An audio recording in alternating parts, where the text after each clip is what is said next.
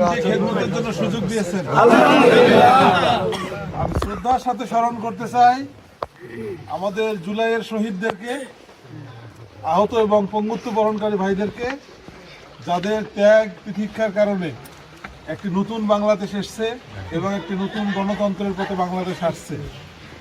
আমি শ্রদ্ধার সাথে স্মরণ করতে চাই উলিপুরবাসীকে, যারা আমাদের উপর আস্থা রেখেছে, বিশ্বাস রেখেছে, আমরা যা বলতে চেয়েছি তা শুনতে চেয়েছে এবং আমাদের কথার উপর বিশ্বাস রেখে আমাদেরকে এই বিজয় দিয়েছে।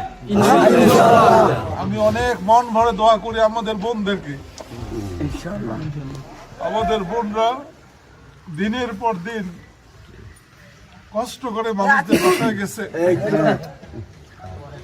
আমি এমনও বোনদের খবর জানি যে স্বামী এবং আমাদের বোনরা দুইজন দুই মতের হবার কারণে পারিবারিকভাবে অনেক বোনরা হেনস্থার শিকার হয়েছে।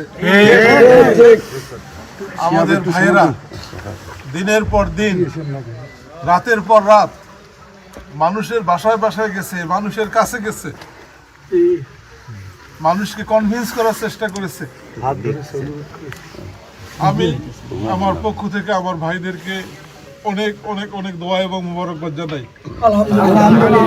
আমার পরিবার, আমার স্ত্রী, আমার সন্তান, আমার পিতামাতা, আমার চাচা চাচি, নিকটাত্মীয়রা এই নির্বাচনী কার্যক্রমের মধ্যে অনেক অনেক অনেক বেশি সহযোগিতা করছেন। আল্লাহ রাব্বুল আলামিনের কাছে তাদের এই সহযোগিতা এবং ধৈর্যের জন্য আমি দোয়া কামনা করি। Ya Allah. Ya